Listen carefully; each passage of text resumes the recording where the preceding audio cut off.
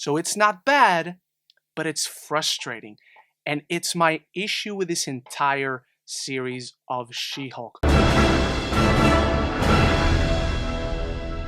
Welcome back to my channel, Marvel fans. It is time to discuss the She-Hulk Attorney at Law finale, as well as the season in general. Like we've been doing every Thursday, we get a ride here for the past 9 weeks to talk all the episodes and all the spoilers. And before we begin dissecting this entire season, we first need to break down this absolutely crazy finale. And this crazy finale begins with a throwback montage to the 70s Hulk TV series, but now it's a Savage She-Hulk series. We saw hints of this on the very first teaser for this series. The grain, the old look and feel to it all, the color grading to it just works very well and proves how the people who begged for a practical She-Hulk were wrong, because it looks absolutely awful, much like the 70s TV show did. So if it came out at that time, it will look great, but it would not fit this show whatsoever. And while at first it feels somewhat thrown in there and disconnected from the actual story of this episode, it really connects to the back half of this episode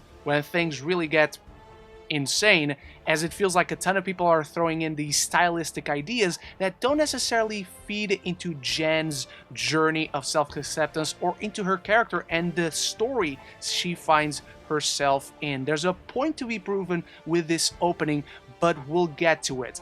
After this montage, we're immediately thrown into the aftermath of last week's ending, where Jen is now under parole with an ankle bracelet that stops her from ever becoming She-Hulk again, and so she naturally gets fired because all GLKNH wanted was She-Hulk as the lawyer in their company. But Jen is still dead set on making things right and solving this problem with intelligentsia by the rules of the law. She does not wish to beat them down as She-Hulk. She wants to sue them and take them down in the court of law, which is the system Jen believes in. But Nikki and Jen's mom are not making it easy, as Nikki just wants to beat these guys by any means necessary, and Jen's mom just finds an old college video that I'm not gonna complain about. I love that they put in here because it also looks like Cosima from Orphan Black, so we're breaking the fourth wall in so many ways right here. All of this compounded with Jen having to move back in with her parents because she has no job, and the press constantly hounding her outside her door,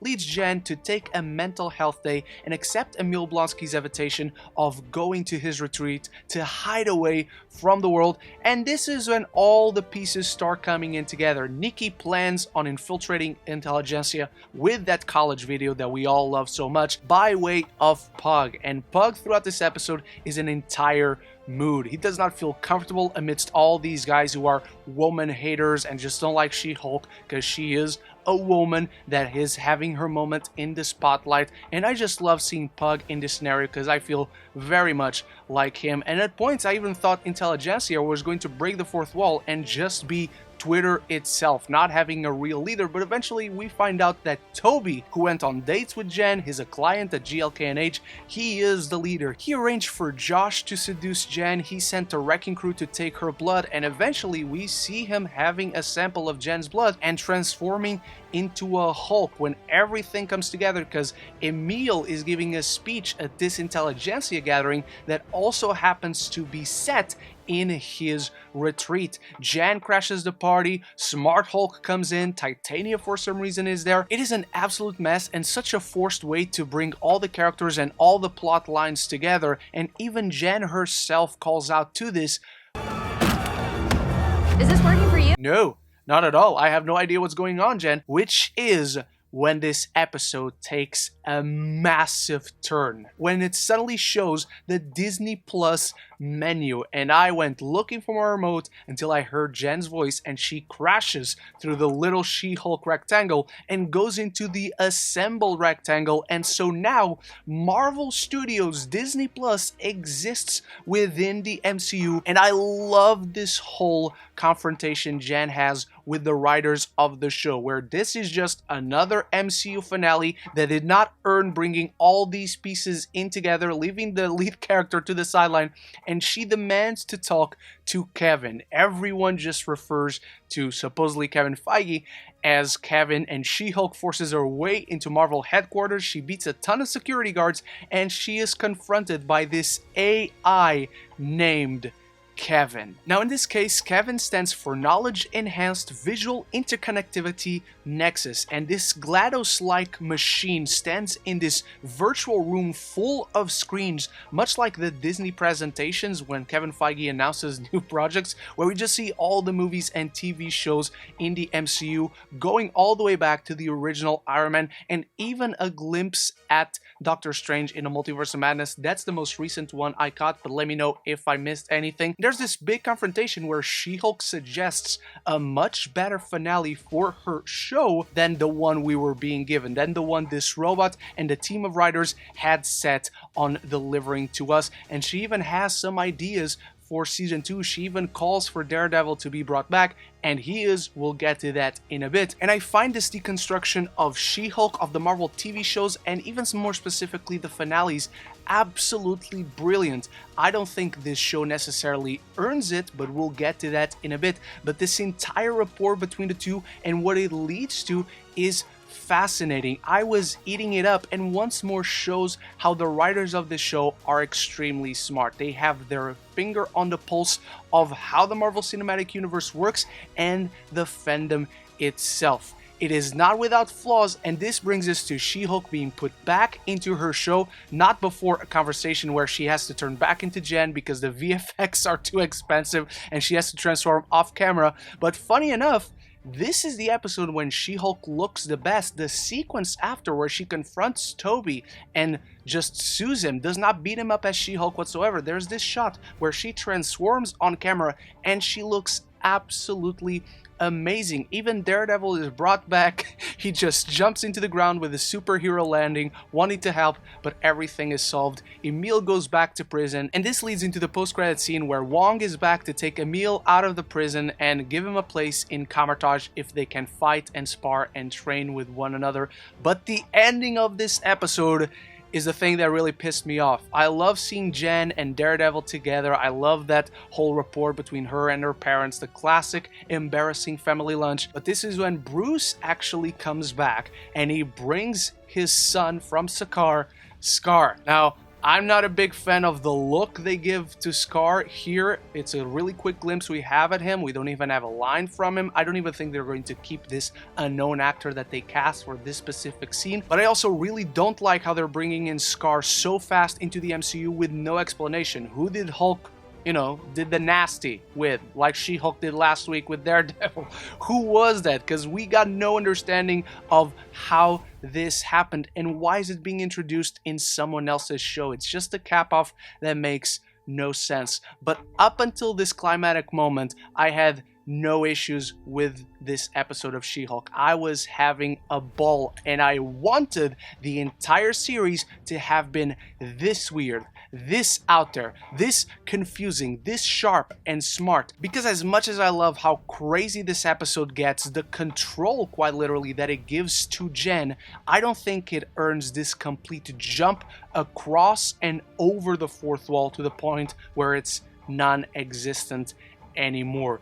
The use of the fourth wall breaking in the show has been light, has been for comedic purposes, and I even really liked what they did last week where Jen is almost bleeding help to us, the audience. But it is such a massive crushing of that fourth wall that it wasn't built up to progressively. It didn't gradually grow in terms of the control Jen had over her own narrative. It feels very much like they completely just jumped across that and destroyed what they have established through the entire series. Essentially, Jen rewrites her own story. Instead of allowing a mediocre team of writers to do it in her stead, she resolves everything as a lawyer would, with legal arguments. She conquers that lack of balance she had throughout this show of being a lawyer and a superhero, finally accepting both sides of herself to help her throughout her journey. But where we have that moment where she gives a bunch of clever suggestions to overcome these issues with the show, we then, instead of seeing all of this play out, we jump past the climax to the point where everything is resolved. And I just don't get it. The writers are so acutely aware of the issues that plague the show, but also of the qualities of the show, and yet they're self-aware enough to suggest all these fixes for the climax to work in Jen's favor to serve her story, but we skip past that part entirely. It almost feels like they filmed it, but it was entirely cut out of the show to fit the runtime. Even the beginning where it calls out to the classic 70s Hulk TV show, I love that so much, and it's once more another proof of the show wanted to do a ton of things with her that wouldn't necessarily fit her character, and Jen calls them out on it, but we get no payoff. It's such a clever, intelligent subversion of expectations that validate Jen's journey, but then we see nothing of it. We don't get that liberation of tension. We don't get the payoff to it all. The seeds were planted all through this episode, and they just entirely skip past that. So it's not bad, but it's frustrating. And it's my issue with this entire series of She-Hulk, where the past 3 episodes, 7, 8, 9, all of them have been the best this show had to offer. They work in isolation, and they work as connective tissue to the rest of the series, but also to the rest of the MCU. But the payoff to all these scattered story threads is either skipped entirely, as Jen fixes her own show, but we'd never get to see it play out, and we just skip past it, or it's entirely underwhelming, with Toby being the leader of Intelligentsia.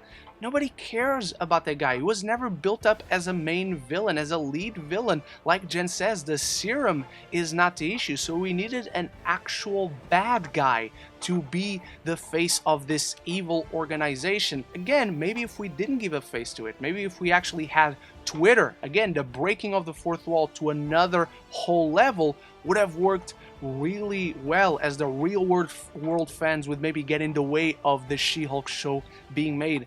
That would be clever. That would go along the lines of what this show is actually doing in this finale. And where is Josh, by the way? Does Jen not get that satisfaction of confronting Josh, the guy who entered her home, who filmed her without her consent, who took a sample of her blood without her permission? That extreme level of violation needed to have some comeuppance, and we never see the guy again. And I'm not gonna lie, I was very disappointed with the use of Abomination in this finale. I thought he was gonna come full circle. He was actually the bad guy. He was behind this as soon as he enters the Intelligentsia gathering to give that speech, but turns out he was just doing it for the money. He will give speeches to whoever is the highest bidder, and that fits the character, but I just wouldn't have him in Abomination mode, because it's very much a forced red herring just to have us believe that he's going to be the bad guy. Otherwise, it just serves no purpose. But that's the whole thing with this show. There are so many interesting pieces, and the show, despite being super aware of the quality of all these elements, does not use them to their fullest potential. We constantly hear from the fandom, and I even sometimes agree myself, that the MCU TV shows rush through their storylines because they only got 6 episodes. But She-Hulk really could have used some streamlining. It did not need 9 episodes to accomplish this, and maybe having a more focused story with just 6 episodes would have better progressively built to this finale, where the fourth wall breaks should have gotten more and more aggressive the show went on, and not just these quick glances at the camera asking for help with that desperate look last week, and now just completely destroying the barriers between fiction and reality. This is not a bad idea. This is not a bad idea for She-Hulk. She does this all the time in the comics. Deadpool came to be more associated with it. He came to be defined alongside this term of breaking the fourth wall, but She-Hulk was the one that started it. And I love that she goes back and forth between the real world and the Marvel Cinematic Universe, even calling back to that classic Hulk show, but we needed more of it all through the narrative of the show. We needed to tie all these elements into her journey of self-acceptance. And when it comes to that fantastic payoff, because it's the thing that the show has better done throughout all its 9 episodes, of having Jen break down her emotional walls, show her vulnerability, Tatiana Maslany has crushed this role, and she crushes it in this finale too, but we never actually get to see her in this role of having accepted both sides of herself. We come to this point where she has the realization and then skip entirely to the point where she's now sure of herself, she's got her job back, she's now going into the court of law, she's dressing confidently, she is her own person. I love that the suit is purple, it looks great. Again, this is the best looking She-Hulk visual effect we've gotten in the series. We never built up to this. This is a satisfying finale to an entirely different show that we never saw, and so it felt, much like the series up until this point, frustrating. There's so much bad and so much good all mixed in together, and the potential was right there, and the writers, so smart in certain aspects, and did not see the writing on the wall for this show. We needed more of this finale's weirdness and kooky antics all through the show. We needed to have Jen in this finale come into her own and win a legal case with her qualities, having now accepted herself. That's her journey. That's what this show has been building up to all along. And so it was a ton of confusing, messy build-up, but when it focused on this character, that's when this show excelled. That's when these writers showed that they understood this character, that they understood the Marvel Cinematic Universe and its relationship to the fandom in general, but the payoff is never there. And so it just shows a few bad optics when it comes to these writers' understanding of their own writing. Even the Kevin Feige robot, I love that he has a little hat, but really you're going to have Kevin as a robot, kind of validating all the naysayers of the MCU up until this point. It's just frustrating. I cannot come up with another word except that. It's frustrating to wanting to love something so much, and that thing keeps disappointing you, yet showing you immense qualities in its writing. The same writing that is plagued with issues all through the 9 episodes. These issues that are called out all through this entire episode, but the same writers that call out these issues are the same ones that brought them to the table in the first place. Look, She-Hulk is a character I adore, and I love seeing Tatiana Maslany in this role. There are so many elements in this show that work, and I hope we keep seeing them in the future of the MCU, playing a big part in Captain America New World Order, in a She-Hulk Season 2, because it feels like they've tapped into the weirdness of this show with this finale. So I really hope we give these writers another shot, we give this show and this character another shot.